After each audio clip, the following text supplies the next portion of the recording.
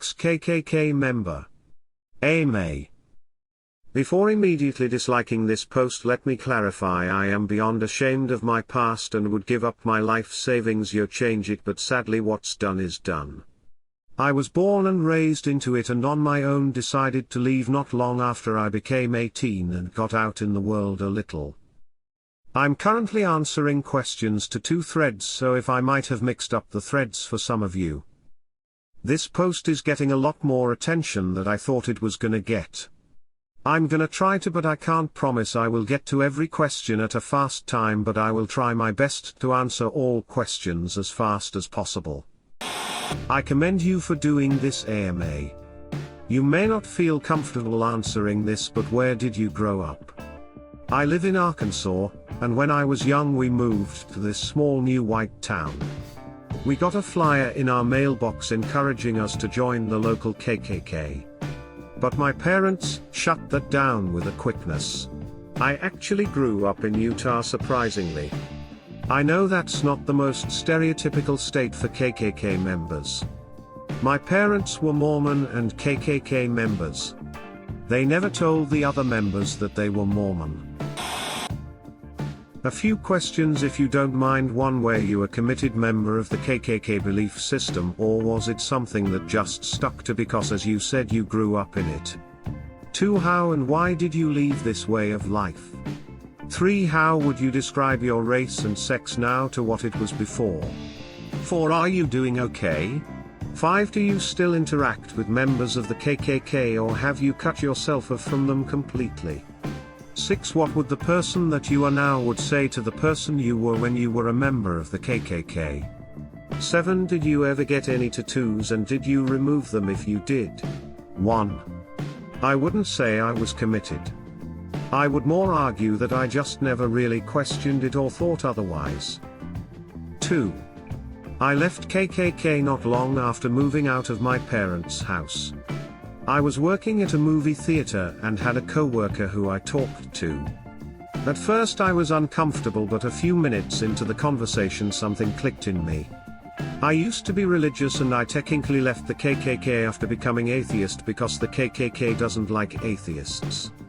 But my racist mindset still stuck.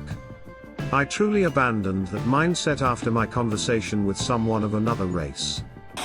First off, I'm gonna warn you, there's gonna be trolls in this thread. You've already encountered some, but be aware more will follow. And then my question is, in your personal experience, how much of hardcore racism do you think comes down to lack of exposure and understanding of other races? A lot of ex-Klan members say the thing that made them abandon their beliefs was really getting to know someone or multiple people of a different race personally. Maybe part of me just wants to believe that ignorance and lack of exposure are a big part of it, and others can make the change you did by getting to know someone of another race. Maybe that is naive, but I want to believe others can change too. Klan members typically have never truly been around members of other races. Me personally, I left after getting to know someone of another race, which essentially made me question the KKK mindset. Of course, that being said, for most people it's difficult to abandon their childhood beliefs, so for some people it would be like arguing with a brick wall. Lack of exposure is the reason for 99% of racists. I've heard that people in the KKK don't consider themselves racist. Is this true? Yes, it is. They claim that we aren't racist. We just don't think it's right for societies to have multiple races. Which is the dumbest fucking excuses I have ever heard. How much could you even see through the mask, and was the weird costume comfortable?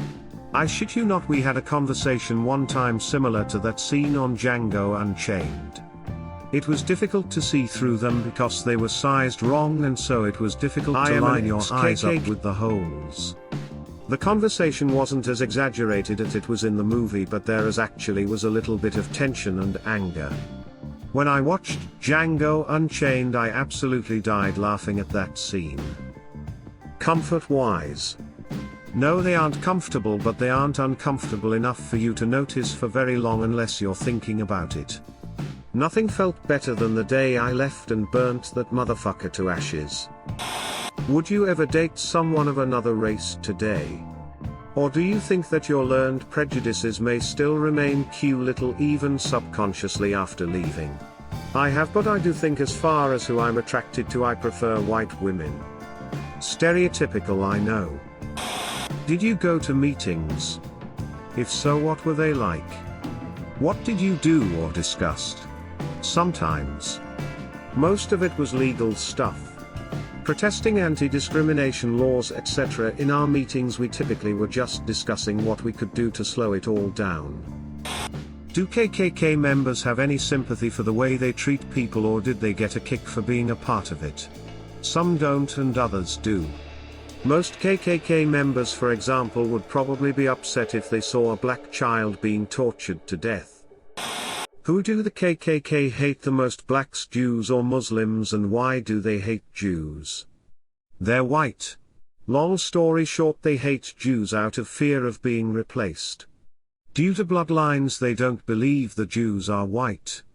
They hate all races, but they typically showed the most hates towards African Americans because they were scared of being replaced, and African Americans were the highest growing community to our knowledge. You shouldn't feel too bad.